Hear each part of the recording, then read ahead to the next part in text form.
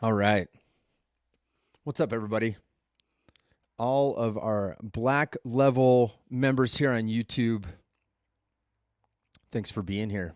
And looking forward to this. I put up a video earlier today for our blue level and up members.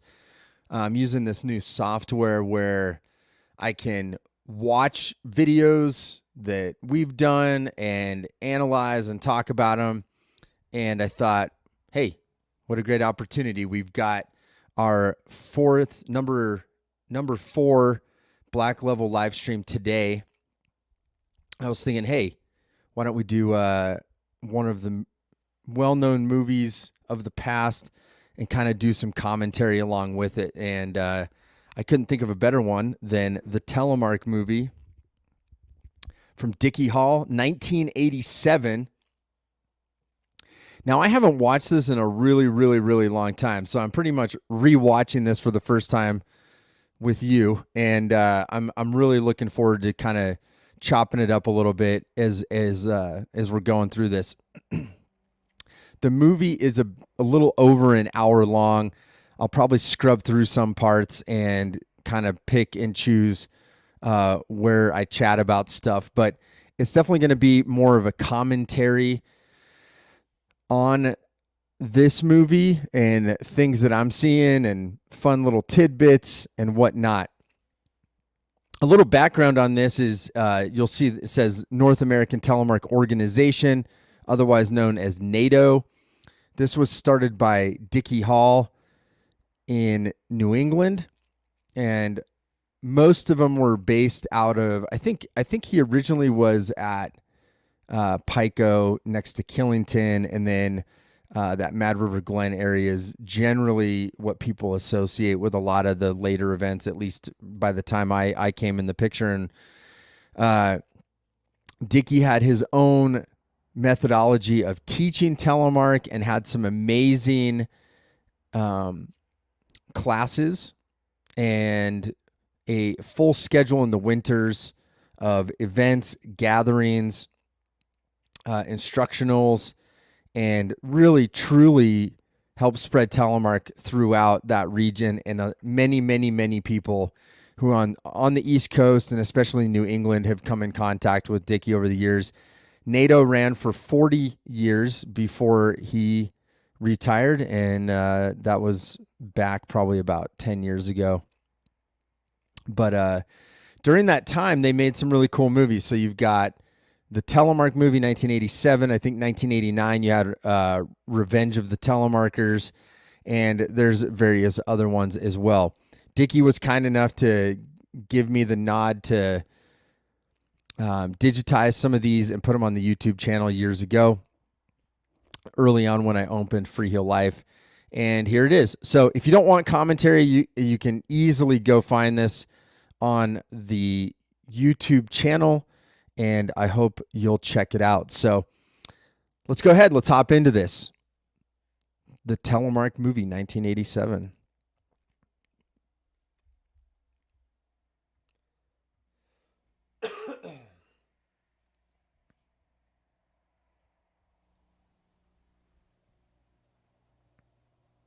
And you got to remember, they were filming on these massive cameras back then, which is pretty rad.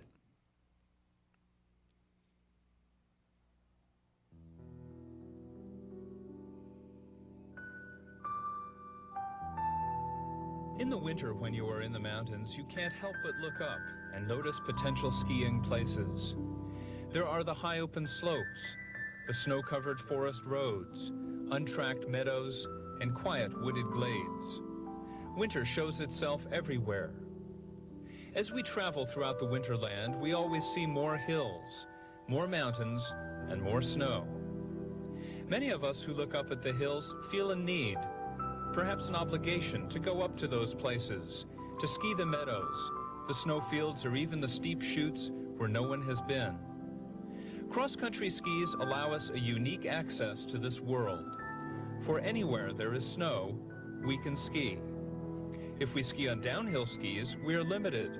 We can only go downhill, and we need ski lifts.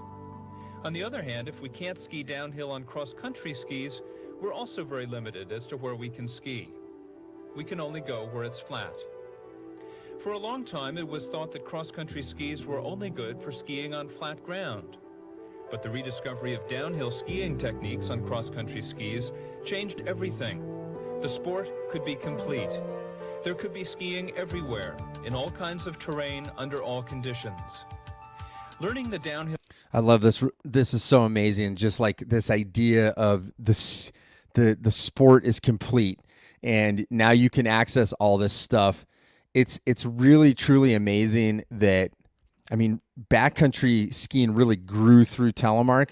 So a lot of the vibe of the 70s, 80s, you know, Dickie Hall, a lot of these early guys was really backcountry. And but hey, this jumpsuit right here, sign me up. Hill element of cross-country skiing liberates us to ski anywhere with confidence and pleasure. Now we can do almost anything on cross-country skis with simple toe bindings and sturdy boots. Our instruction in downhill cross-country techniques begins soon. But first we'd like to show that wherever and whenever there is snow, you can ski, and you can do anything you want on cross-country skis.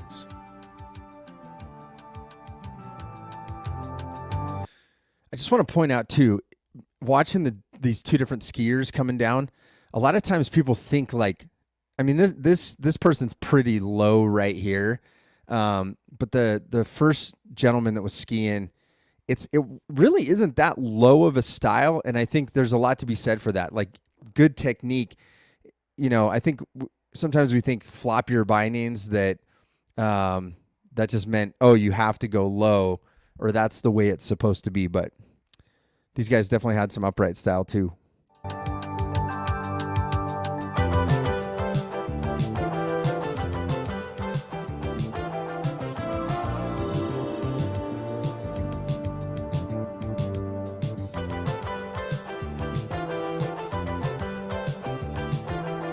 Amazing how good these guys can ski, and girls.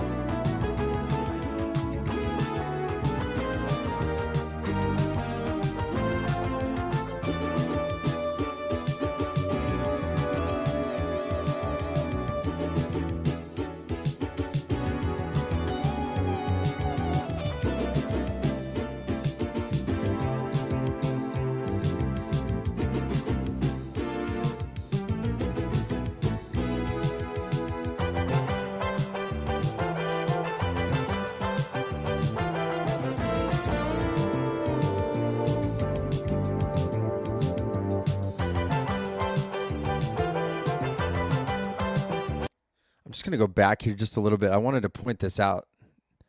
I mean, these guys are absolutely shredding. I mean, this is so cool. Watch a little bit. Some of the techniques that are cool here, like if you read some of the older books, watch these videos, or you've skied vintage gear, the techniques are different than we use a lot on modern gear. It's really cool too, because you can tell how light this is. And that was really what they were pushing, right? Like, hey, you can go anywhere knowing this Telemark term because now you have lightweight gear, you know, and that's sort of the narrative that went along with that.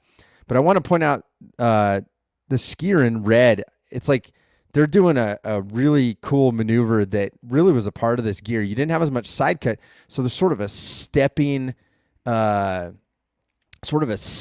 motion, almost where you're stepping across as you do the lead change. So just watch this right there, kind of a step across, boom, step across.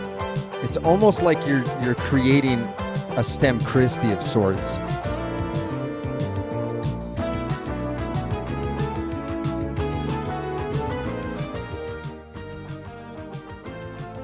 I love that they're showing all the different techniques too, because just the mobility of it.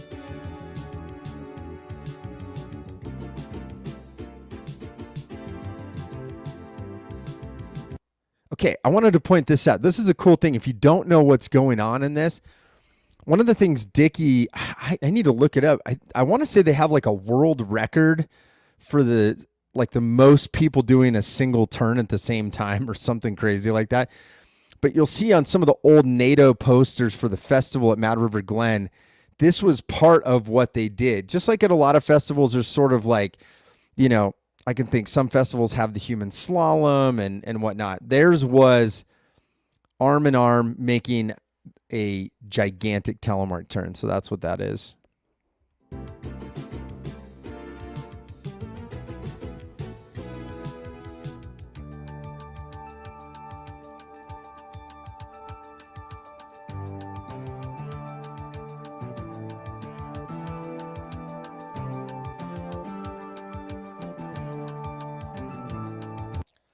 You saw some parallel turns in there. I always say people tend to forget, but to be a great telemark skier, in my opinion, you need to be able to make good parallel turns. Of course, we want to be dropping knees all the time, but keep that in mind. I mean, that's the advantage. A lot of people are like, well, what's the advantage of telemark? Well, telemark is a Nordic downhill turn, but we can also make that Christiana turn, right? That parallel turn. And you need to know how to do it.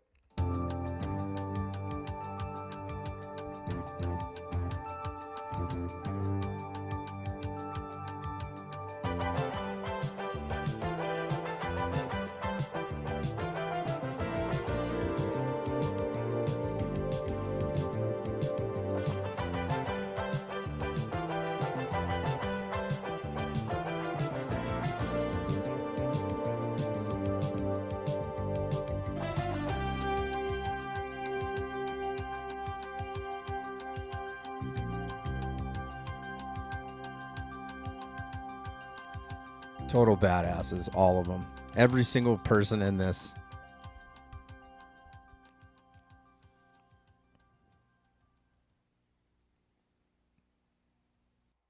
Why does every outdoor brand think I want to look like this? Let's skip this. I know I don't. Gear today. If you are unsure of your downhill abilities on cross-country skis, this is where you start learning the Telemark. If you can ski well downhill on cross-country skis with only a toe binding, this may help you rethink and improve your technique. It might also help you teach someone else to ski. This is Paul Fitzgerald, showing the fundamental position of all skiing and many other sports as well. Do this now. Stand with your feet about shoulder width apart, and without bending your back, make yourself shorter. That's right, get small. As you get shorter, notice that your ankles flex forward and your knees bend. Your weight is also evenly distributed. Get up and try this. It really works. Notice that you can't lean forward or backward in this position. You're automatically centered. In skiing, this is very important. Being in this low position means that your weight is stable and you are in the best possible balance front to back and side to side. You have the stability you need to turn, jump, stop, or whatever. Now drop down into the lowered, stable position. One thing that really comes to mind as we're watching this is the importance of the boot flex. We talk a lot about that, and you don't want to have a boot that's too stiff, especially in that, and as we're going to see in the sole as well. Super, super important. But I love how they're talking about, you know, this is just a good stance just for sport in general. You need a good base. And as we get into the Telemark turn, it'll be interesting to see how they describe it. But I think, you know, especially on this lightweight Nordic gear, you're creating more of a base as you extend and get into that lunging position. So let's check it out. And just glide on your skis. And always go slow, at about half the speed at which you feel comfortable. Remember to think short. Make yourself smaller. This will automatically bend your knees and flex your ankles. As you glide along, try rocking back and forth, heel to toe, to find where your centered position is. A quick review. Lower your body, keeping a straight back.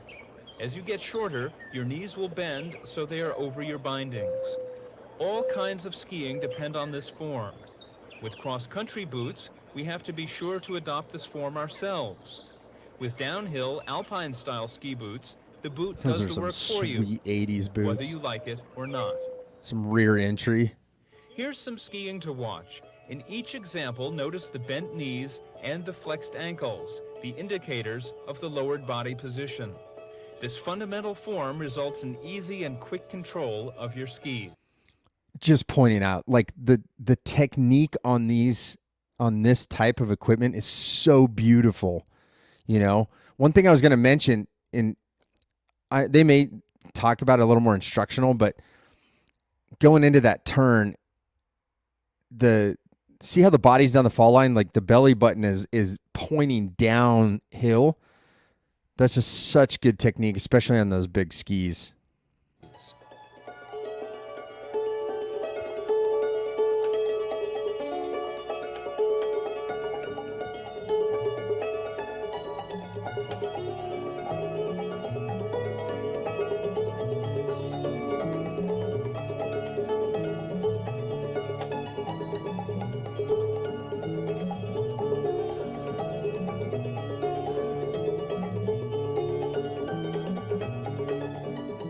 As you can see, all these different ski techniques are built on the same fundamental position, the lowered, stable body form. Whether you're snow plowing, telemarking, or paralleling, the lowered position helps your skiing efficiency and control.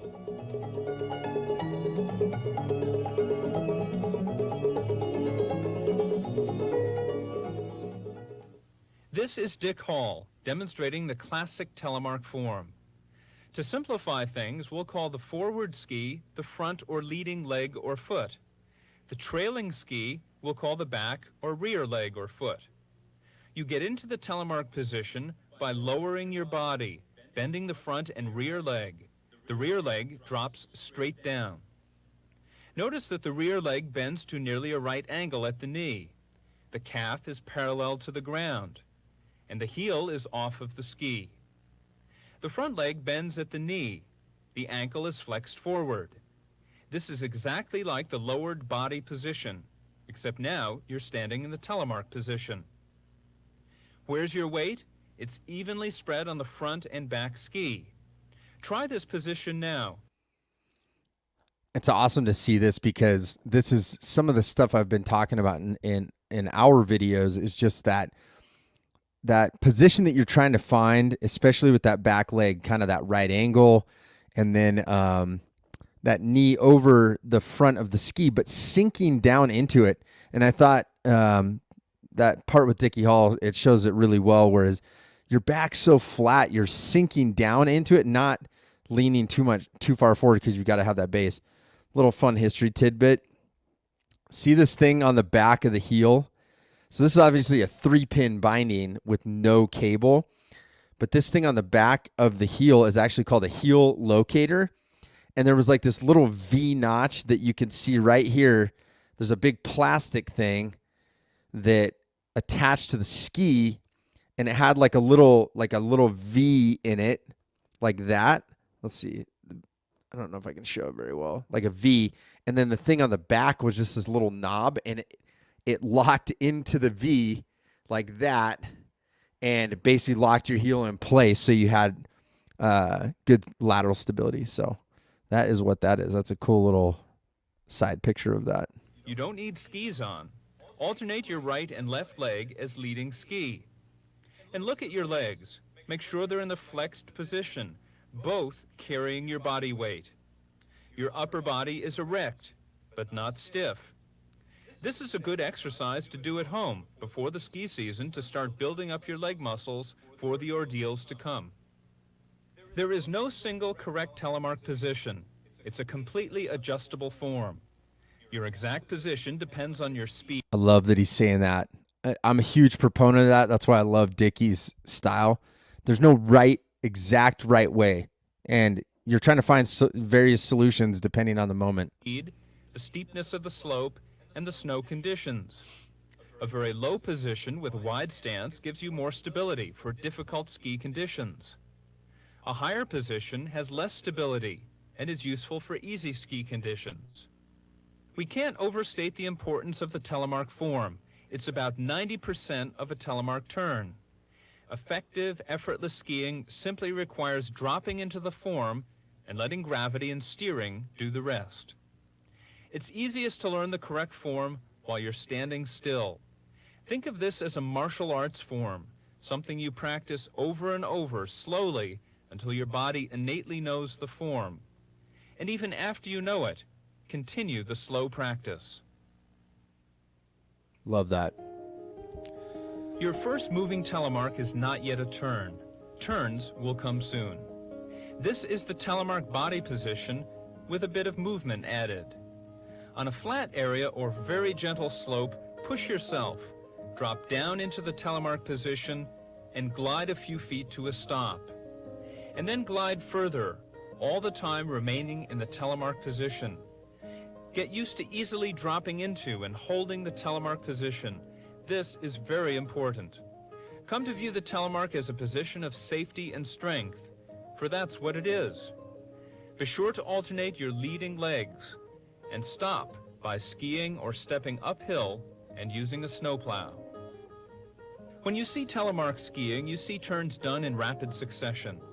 Our next step is to develop that kind of coordination and speed while you're still going straight. Most of the process will take time, especially getting your legs in shape. Be patient. This is complicated, but it can be done easily if you approach it right. Dick shows this kind of exercise will help. It might even be fun, and you can do it anywhere. Always use the correct telemark body form. That means legs, back, and arms. And, like Dave Frank, focus on developing smooth and rhythmic ups and downs. Continue practicing the telemark with more movement. Glide in a straight line on a very gentle slope. Alternate your leading skis. Don't think about turns yet. Just focus on smooth, Awesome, rhythmic ups and downs, having a wide stance and flexing. These your little joints. techniques that they're doing, Always or pick a little place where drills, you are can so stop good. easily. Straight running really helps you develop good form. I think one thing that they're really hitting on is we're trying to get you can't repeat something exact, and there's so many variables, and so I think really this type of method of teaching is so great because it's teaching you how to find the solution by recognizing the different variables in the moment, and then self-organizing yourself around it to get to the correct solution. That's why there's not like one exact way to do it. Confidence, balance, and good rhythm. And it can even be fun. This kind of workout leads to an intense desire to make some turns. But before doing that, let's take some time out and watch some interesting skiing.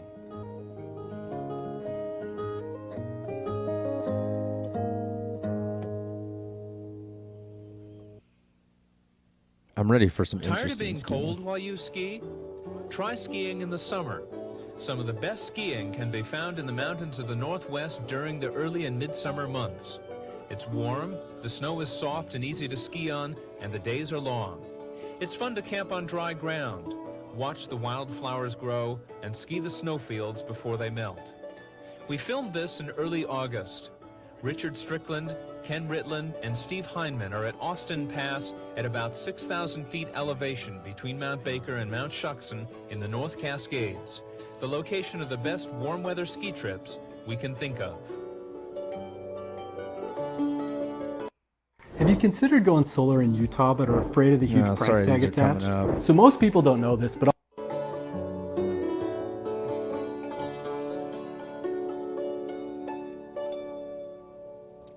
The style, rocking it.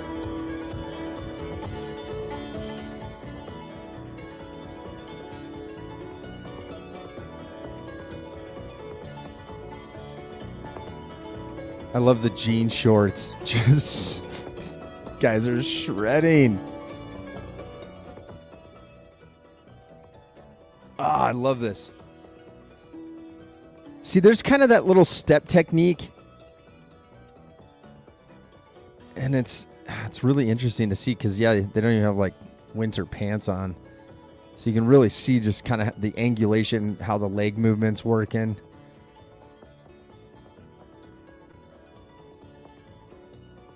I mean, this is some light tele or Nordic gear that they're telemarking on.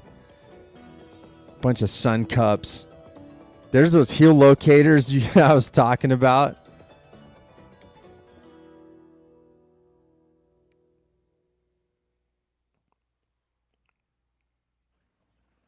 It's time now to turn. At first, we'll do everything slowly, always on gentle slopes, and concentrate on doing a single correct turn at a time.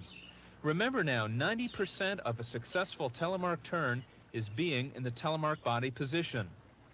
Two important things are about to happen. Dick is about to drop into the telemark position, and this, as we said, is most of the turn.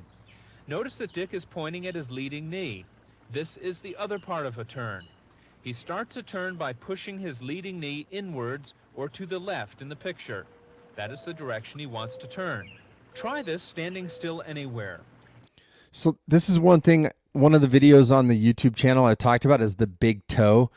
This is accomplishing the same thing. It's basically allowing that angulation as he's putting that knee inward.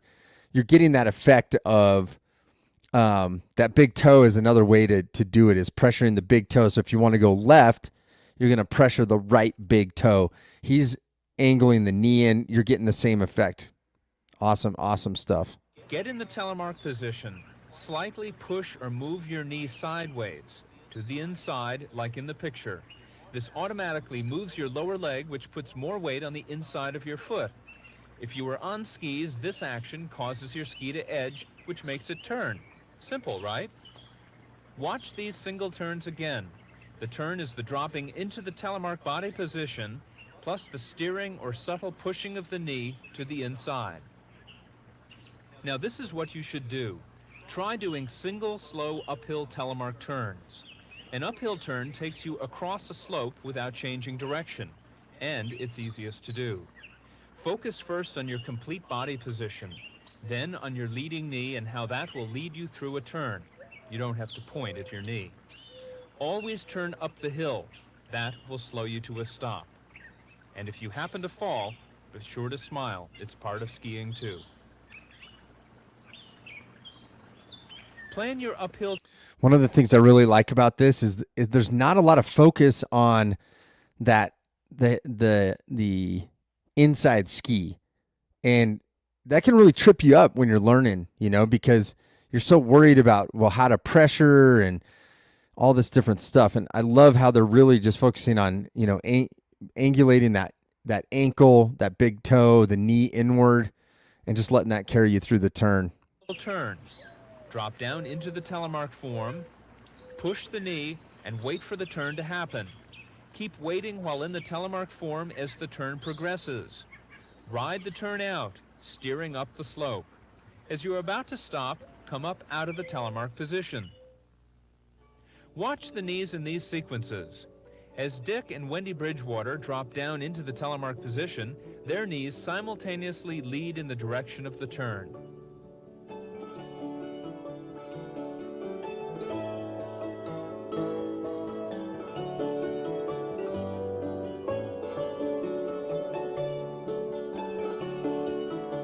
Wendy's such a great skier too. We'll cover these kinds of continuous turns soon, but for now, focus on perfecting a single turn in the uphill direction. As it gets easy to make one uphill turn, try doing 2 or 3 connected uphill turns. Just continue your momentum in a traverse across a slope, linking one uphill turn to the next. Linking a series of uphill turns is good practice for your form and balance, and it can always get you down a mountain.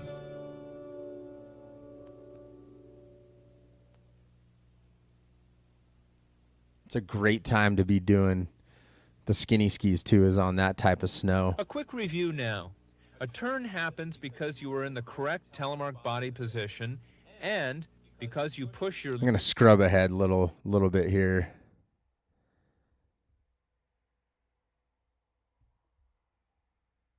He stands up. Alan now learns how important waiting and holding the telemark position really is. Now this time he waits a little longer, but his front leg stiffens and he loses his telemark form. Notice that now he waits, riding the telemark position, maintaining his form, and he completes a turn. Continue working on your single downhill turns until they feel easy and comfortable. And then go ski a while.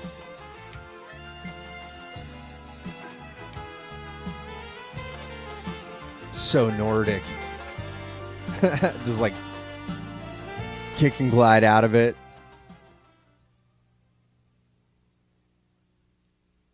Often we place too much emphasis on skiing downhill. Skiing is having skis on your feet. Going uphill is skiing. It's not just getting to downhill skiing. The uphill ski is thoughtful and exploratory. There is time to look and see the amazing winter world around you. This is Rick Vong and Donald O'Sullivan near the Lake Louise ski area in the Canadian Rockies in the middle of February. Normally, all skiing here is unbelievably good. But this day, it's about 10 below 0 Fahrenheit, and the snow is a very unpredictable mixture of powder and breakable crust. Not too much fun for downhill. But the uphill ski was a real dream. The mountains loomed over us larger than life, and all we could do was stare in continual amazement at the sights around us.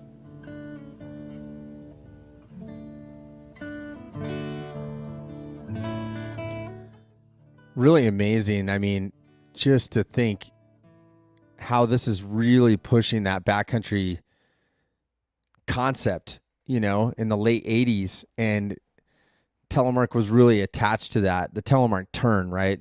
Obviously, just having that free heel to be able to walk around. And I think that's so rad.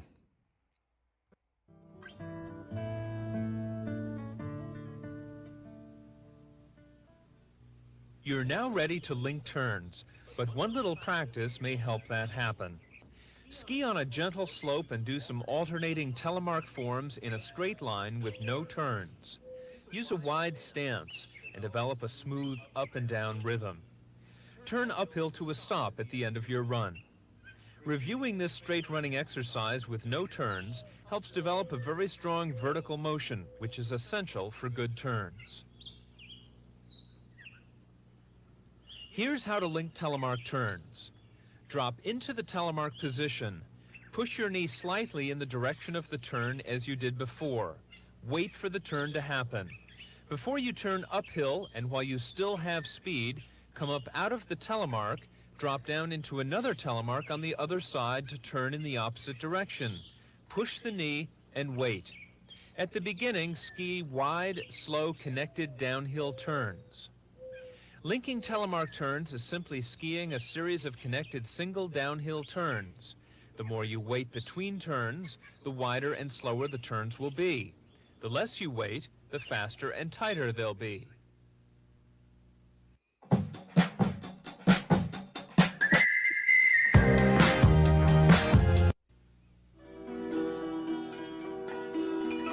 So cool to see how these guys are linking. And great explanation of just, again, it's just that focus of that knee. They're pointing the knee inward. And then, again, just that feeling of like having a little speed left and then having the ability to just start the next one. Bring your feet together and then start into the next one. Straight running lets you get used to speed down a slope. It teaches you balance and it allows you to learn a confident, smooth up and down rhythm.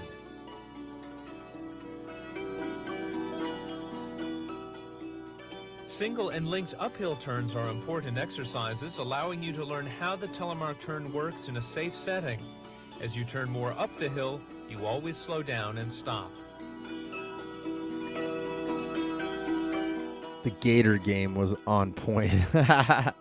All these gators are so cool. Help you learn more about steering and holding the telemark position during the turn, especially as you accelerate down the slope and through the turn.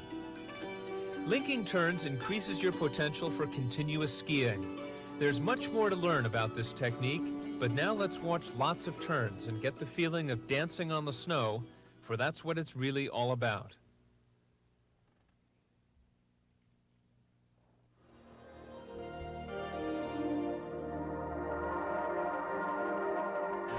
It's kind of a good in between, like just coming to that almost like a parallel position before you're starting the next one. Solid. This is Jeb Porter at the Bromley ski area in Vermont in the middle of March. Jeb is noted for skiing with a lot of light vertical motion that seems to defy gravity. His skiing includes a lot of splendid recoveries. And there's a lesson here. Falling doesn't mean you stop skiing.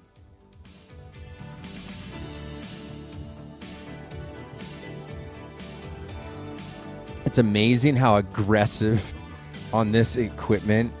And that's why I always say it's so important, I think, for people to get a vintage set of gear.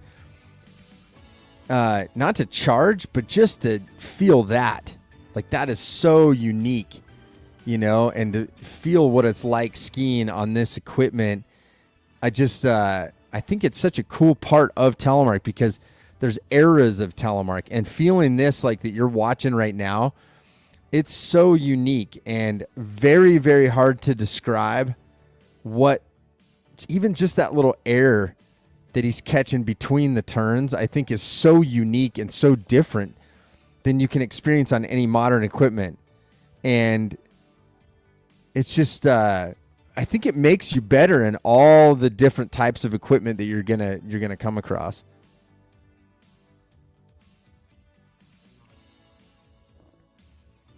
Awesome jump turns.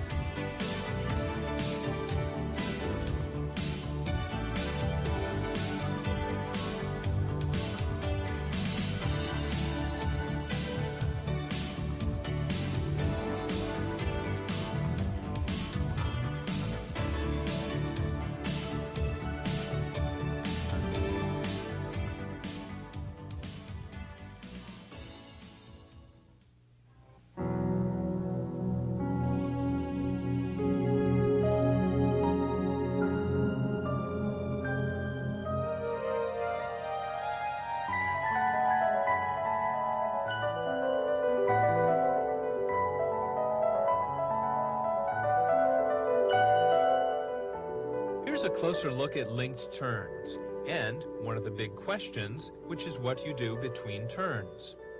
Telemark turns have several general shapes. Knowing about them may be helpful to your skiing. There are wedge turns. There are stepped turns, those with some independent leg action or a stepping of the skis side to side. There are smoothly linked turns. And there are turns with some form of jumping or hopping. I'm glad they're breaking this down, because that's kind of what I was saying. That sort of step turn, sort of that smooth turn, and then that initial start of the segment where he's skiing in the backcountry, the guy with the fanny pack. There's very much like a sweeping motion that I think is very, very interesting. That it's almost hard to explain, but the look of it is very vintage look. And I don't think just because the technique was different, but like you can feel that swoopiness of stepping into the turn and kind of that swoop feel when you have this type of equipment on. All of these kinds of turns have the same fundamental Telemark form in common. As we watch these turns in slow motion, notice that we can see several parts to each turn. There is the action which starts or initiates the turn. There is the turning or steering itself, and then the finish or completion of the turn, which may then lead into another initiation and another turn.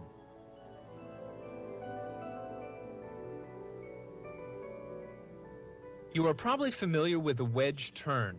It is a classic and very useful and effective. Here, Paul combines the wedge with a telemark. Actually, we can see that the turning or steering is done in the wedge position. The completion of the turn is skied in a telemark position for stability. The next turn is started by sliding the ski sideways across the snow into another wedge position. Dick steers in the wedge position now, but lifts his ski over the snow. He steers in both the telemark and the wedge position. combining the two kinds of turns.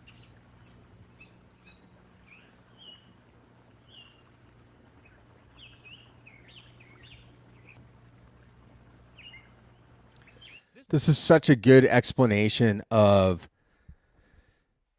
basically like starting the turn with a wedge, and then as you come across the fall line, you start sort of getting rid of that wedge to pressure. You're learning everything here. You're learning body position. You're learning that knee angulation, which essentially is your big toe.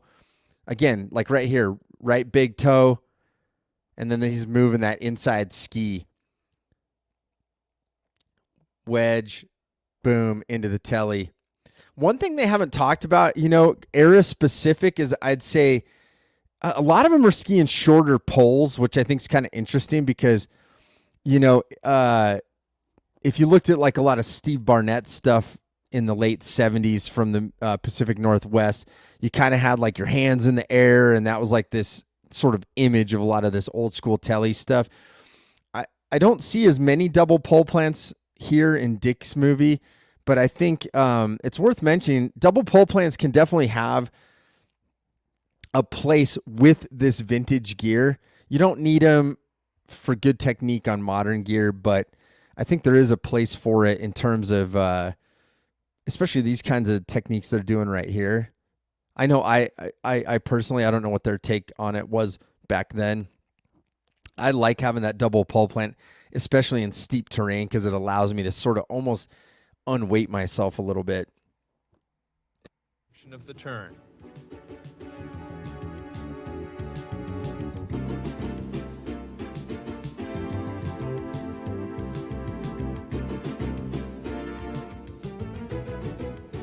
This exercise is excellent preparation for step turns. Just step in place, side to side, and get used to the motion. Then try it while moving slowly. Wedge, stemmed, and stepped telemark turns are very effective, stable techniques for controlling speed. In all of these turns, you move your skis to the side. That motion checks and controls your speed. But if you slide your lead ski forward, down the slope, you have yet another turning form, the classic telemark turn that we call the smooth turn. Ooh, I like the smooth Dick's turn. Leading knee. Rather than moving it to the side, he's bending it and sliding it forward, both skis staying on the snow. While doing smooth turns, remember to keep your weight on both skis. Keep a rhythmic up and down motion and slide that leading knee into each turn. As their name implies, smooth turns are fluid. They are good for going fast on packed or powder snow. This is Dr. Smooth, who is also The relationship of like being able to move their body. Oh, skiing on some dirt. Nice.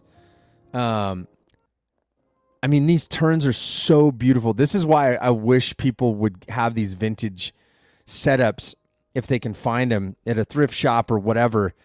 Just the ability to feel this kind of emotion. I love that they're calling them smooth turns.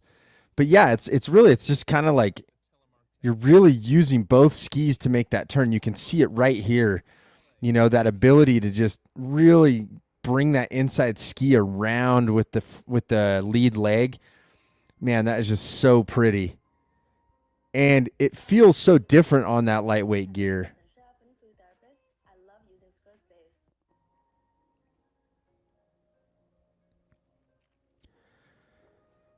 I'll have to figure out how to get these commercials out of here while I'm doing these.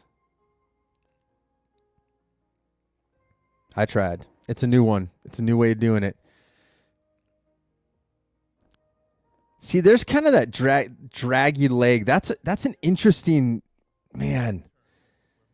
Very interesting. Just like such a different style. But see, there's real dynamic. Up and down, absorbing. It's like a shock absorber.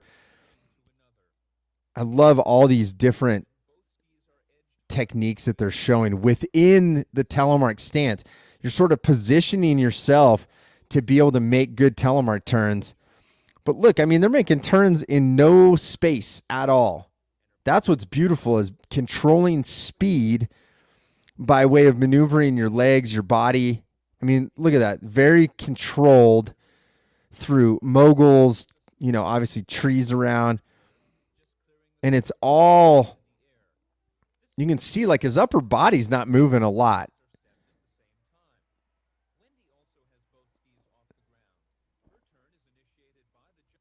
And completed by the landing. Jeb Porter chooses air turns on the head wall of Tuckerman Ravine. This is a slow and controlled method of steep slope skiing, although you can see it is not foolproof.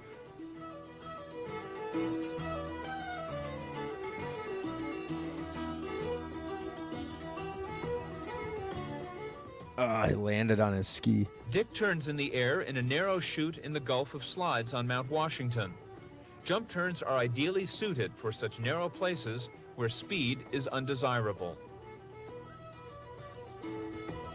A brief jump turn wrap-up. Edge your skis hard to create your jumping platform. Jump to the side. Use a wide stance, and the lowered body position is essential.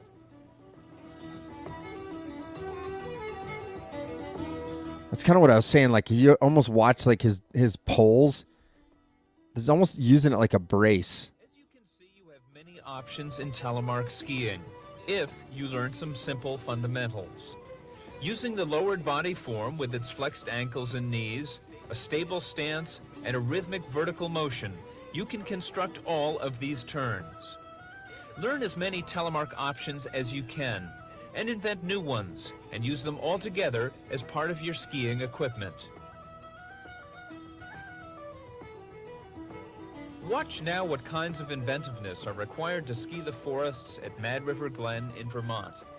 Dick is joined by Steve Barton and Ben Bridgewater, who were caught on their way to the NATO Telemark Festival in mid-March.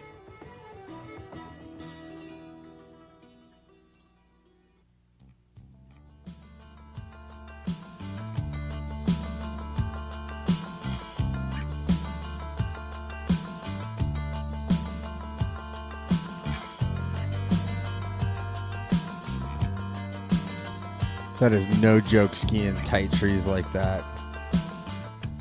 Also, if you've never skied Mad River Glen, their motto is ski it if you can. Unbelievably tight trees. So to think that so many of these great telemarkers were skiing probably over 200 centimeter skis back then and just making it happen. I mean, unbelievable. But you can see they're very, very good at controlling their technique, and their turns were like allowing them to manage the speed, the distance between obstacles. And I think that that's what's so beautiful, is sometimes there was a lot of turns going on in a very short space. Oh man, that's just so pretty. That's another thing with vintage gear, is like skiing like just maybe like 6 inches of snow. Super cool. And they're just sending it into the woods. Beautiful.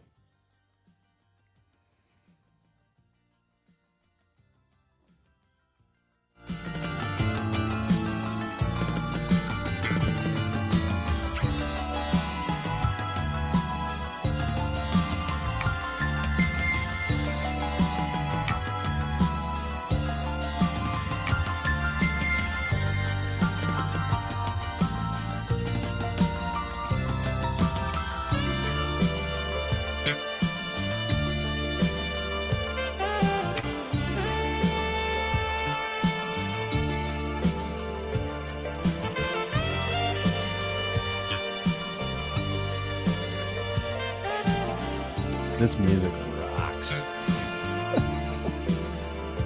So fun. I like the guy with the tie. He's got like the sweater vest going on with the tie.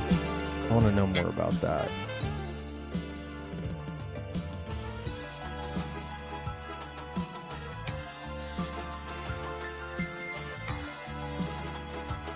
The dynamics, again, just like how seeing this, that's so Nordic, it's like walking out of the turn, you kind of get hung up. You're like, boom, I'm just walking out. That's the beauty of being a telemark skier, is just the ability to do all these different maneuvers just like all at once. I think this is Windy Bridgewater. Oh man, that skiing is all time. Just so good.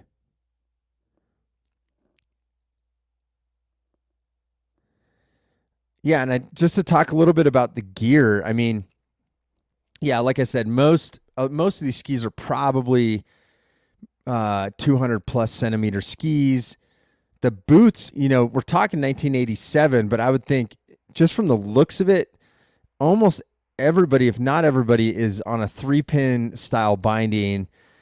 Might have the heel locator, which is pretty awesome. And then,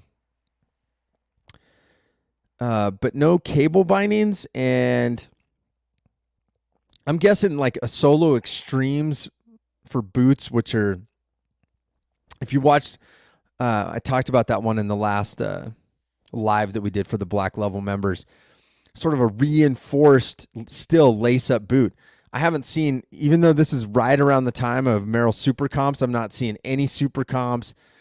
I'm not seeing any reinforced cuffs here, like people attaching a cuff, Stein comps, or anything like that. So super interesting. Oh, we got some racing. Here we go.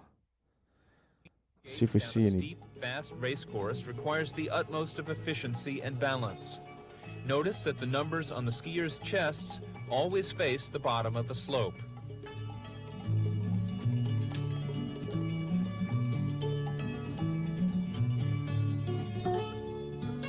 Practice counter-rotating by doing some simple exercises.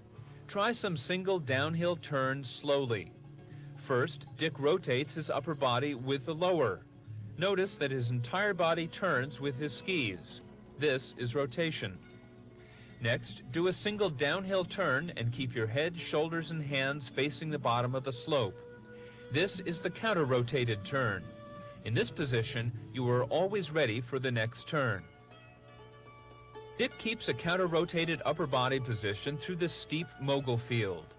This is one of the hardest settings in which to stay counter-rotated because the bumps keep throwing you off balance. It's also the most important place to stay facing downhill because you need the balance it provides. Now Dick rotates his entire body. He loses his aggressive line through the moguls and must ski across the slope before he can counter-rotate and start another line down the mountain.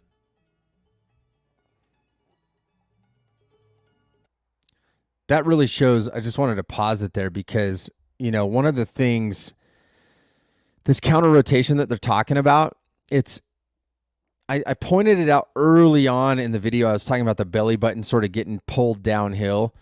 If you imagine like a rope tied to your belly button that's pulling you down the hill, you can see like that's kind of where he's at right there. It's like if this was downhill, it's pulling that way. This counter rotation, though, you can see there's almost like a C formed with his body here. So inside hip over here is getting pulled forward. And this is sort of that counter rotation they're talking about. They're probably talking, I didn't quite catch it with the racing, but that's a racing. I know that's where I learned a lot of that counter rotation is like those quick gate transitions and really having that counter rotation, which is applicable everywhere. It's a really, really important skill to have. And especially as you're seeing these quicker transition, these folks are doing on the vintage gear. That's super, super important.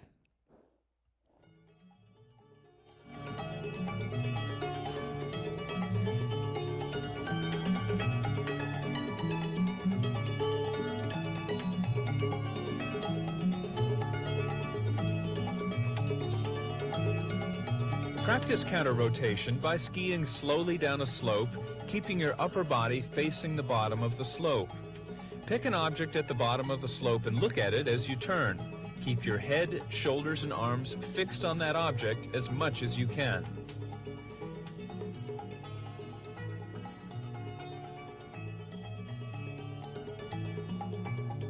Skiing without poles helps a lot in learning this technique. Keep your head, shoulders, and hands facing down the hill as your lower body does the turning.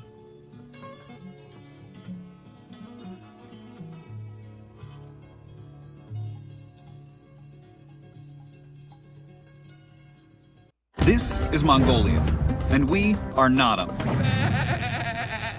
The only company. Often our most pleasant memories of skiing are not of the skiing itself, but of getting there, or just being there. The long drives, the early morning coffee with friends, the companionship for... Well, I was just gonna say the super fun to go through that with you all, and I have a fun time going over the vintage technique is so incredible when it comes to telemark skiing. It's so fun, and I recommend everyone have that type of a setup. You know, that lightweight. You know, trying 3-pin is tricky. You know, even an old school cable binding. That's why I've always put such an emphasis on it, you know, with stuff I'm doing, because I just think it's so important to be able to feel that sensation. I also think it gives everyone a better understanding of these different eras of telemark and kind of what they represent. I think that the big takeaways from this is, one, this movie is definitely more of an instructional. I mean, what a fantastic way to get people not only stoked, you're watching something that's valuable, it's fun, it's got music, but you're also getting instruction at the same time. I mean, that's really what it is. And just these amazing, amazing skiers that are really putting it down, and so great to see it. Thanks for checking this out. I'm really glad I got to talk over the Telemark movie, do some commentary. I know we didn't make it through the whole thing. I scrubbed one part. I don't know if I probably wouldn't do that again. I don't want to scrub too much when we're watching stuff, but thanks for sticking with me and listening to some commentary on this, and hopefully you enjoyed it. And I'm going to keep working on this. I know ads popped up and some stuff like that, so I'm just going to keep figuring it out, figure out the quality, figure out the delivery, all that good stuff. So there's stuff you guys want to focus on these upcoming lives. Definitely hit me up. Probably podcast@freehilllife.com, or just message here in the comment section, and we can go from there. Hope you all have a great week, and until next time, spread telemark always. Peace.